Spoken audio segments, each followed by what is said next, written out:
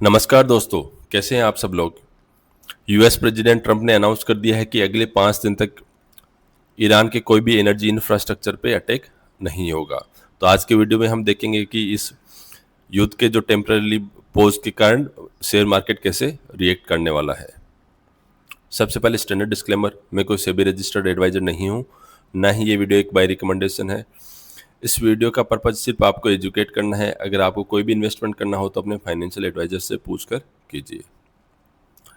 तो US president Donald Trump ने truth social पे पोस्ट किया है कि मैंने डिपार्टमेंट ऑफ डिफेंस को इंस्ट्रक्ट किया है कि कोई भी मिलिट्री स्ट्राइक ईरान के पावर प्लांट और एनर्जी इंफ्रास्ट्रक्चर के ऊपर होने वाली थी उनको 5 दिन के लिए पोस्टपोन कर दी जाए। इससे पहले ट्रंप ने 48 घंटे का अल्टीमेटम दिया था कि स्ट्रेट ऑफ हॉर्मुज को ईरान अनब्लॉक कर दे।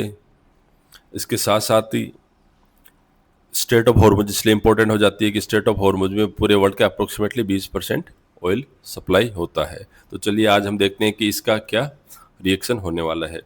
जैसे ये न्यूज़ आई, जो क्रूड ऑयल था, इसकी प्राइस काफ़ी बढ़ती जा रही थी, वो इंस्टेंटली 7 से लेकर 9% गिर गई है। जब ब्रेंट की प्राइसेस गिर रही हैं तो इसके कारण जब ऑयल की प्राइसेज और जितने भी जो एनर्जी सेक्टर और ट्रांसपोर्टेशन सेक्टर के शेयर्स हैं उनके अंदर हमें बढ़त देखने को मिलेगी। जैसे ही ये न्यूज़ आई तो हमने देखा एशिया पैसिफिक में गिफ्ट निफ्टी एक्सप्लोड हो गया। एक ही दिन में 1100 पॉइंट की रैली दिखाई थी 1 पॉइंट पे इसने, और ये जाके 23,533 पे बंद हुआ। साथ ही यूरोप के अंदर डेक्स भी 1.6% बढ़ गया। CAC 40 भी 1.1% बढ़ गया। साथ ही साथ यूएसए के अंदर डाउ जोन्स 1.6% बढ़ा एंड S&P 1.3% बढ़ के बंद हुआ। नेस्डेक ने भी 1.5% के गेन्स दिए। तो देखते हैं कि ओवरऑल इस न्यूज़ का क्या इफेक्ट होने वाला है कि जब जियोपॉलिटिकल डीएस्केलेशन होगा तो क्रूड की सप्लाई अनलॉक्ड होगी। क्रूड की सप्लाई अनलॉक्ड होगी तो क्रूड सस्ता होगा, तो जो इनपुट की कॉस्ट होंगी वो कम होंगी इंडस्ट्री के सारे सेक्टर्स में, स्पेशली जिन सेक्टर्स के अंदर क्रूड या क्रूड से जो डिराइव प्रोडक्ट्स होते हैं वो यूज होते हैं। अगर वो कॉस्ट कम होंगे तो कॉर्पोरेट के मार्जिन एक्सपेंड होंगे और प्रॉफिट बढ़ेंगे और इक्विटीज सर्ज होंगे। तो इसी एंटीसिपेशन में मार्केट आज ट्यूसडे को बढ़ने वाला है। अब हम देखते हैं कि इसके अंदर कौन कौन से सेक्टर्स पे हमारी वॉच होनी चाहिए, स्पेशली एविएशन।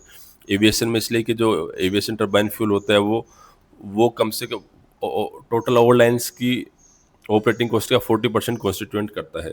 साथ ही साथ पेंट मैन्युफैक्चरर्स और ऑयल मैन्युफैक्चरिंग कंपनीज और लॉजिस्टिक्स कंपनीज हैं, उन पे हमारी नज़र होनी चाहिए। साथ ही साथ अगर हम इंडिविजुअल स्टॉक्स देखें तो IndiGo, SpiceJet, Asian Paints, Berger Paints, इन पे हमारी नज़र होनी चाहिए। मोटा मोटी देखा जाए तो जिन शेयर्स पे हमें पहले डर लगा हुआ था कि जो शेयर्स गिरने वाले हैं वो शेयर्स आज के दिन बढ़ने वाले हैं। एविएशन में देखें तो इंडिगो और spice jet. Aviation turbine fuel होता है, वो 40% कॉस्ट कंस्टिट्यूट करता है ओवरऑल एयरलाइन के ऑपरेशंस के बाद। अब क्रूड में 9% 10% का ड्रॉप आ गया तो सबसे ज़्यादा इसके ही मार्जिन एक्सपेंड होंगे। साथ ही साथ ये उम्मीद है कि जो मिडिल ईस्ट के अंदर जो रूट्स डिस्टर्ब हुए थे वो भी हो सकता है जल्दी ही रिज्यूम हो जाएं।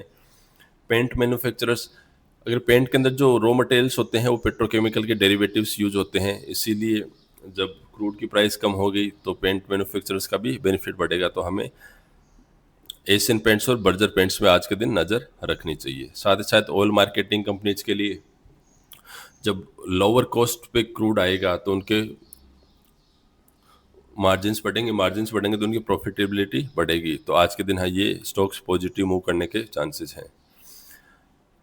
अगर इनके साथ साथ में भी आईटी स्टॉक्स हैं तो वो भी जब ग्लोबल रिस्क रिड्यूस हो रहा है तो हमेशा ही एफआईआईज की मनी रिटर्न होती है, और इसका सबसे बड़े आज के दिन जो गेनर्स हैं वो होंगे आईटी सेक्टर, इन्फोसिस, टीसीएस और एचसीएल। इसके अलावा हमने पहले भी देखा है कि जब से ऑयल ईज्ड हुआ है तो उसकी जो रैली आई थी उससे आईटी सेक्टर को बेनिफिट हुआ था। उसके अलावा जब जब क्रूड सस्ता होगा तो इन्फ्लेशन लोअर होगा तो बेटर ग्रोथ होगी तो जितने भी बैंकिंग सेक्टर्स हैं वो बढ़ेंगे। तो आज के दिन हमें बैंकिंग सेक्टर्स में भी ध्यान रखना चाहिए। एचडीएफसी बैंक जो पिछले 2-3 ट्रेडिंग सेशन में 10% से ज़्यादा भी गिर चुका है, उस पर हमारी आज खास नज़र रहनी चाहिए। तो अभी ये सारे शेयर्स बढ़ेंगे तो कुछ तो शेयर्स होंगे जिन पर इस न्यूज़ का नेगेटिव इम्पैक्ट होगा, तो वो होंगे हमारे ऑयल प्रोड्यूसर्स। ओएनजीसी जो इंडिया का डोमेस्टिक ऑयल प्रोड्यूसर है, तो जब क्रूड ऑयल कंप्रेस हो जाएंगे। साथ ही साथ जो ऑयल इंडिया लिमिटेड है, जो इंडिया का डोमेस्टिक ऑयल प्रोड्यूसर है, इसका शेयर नीचे की तरफ जा सकता है। कौन से शेयर्स को आज परचेज करने वाले हो? वीडियो अच्छा लगा तो चैनल को सब्सक्राइब कीजिए, वीडियो को लाइक कीजिए। Thank you.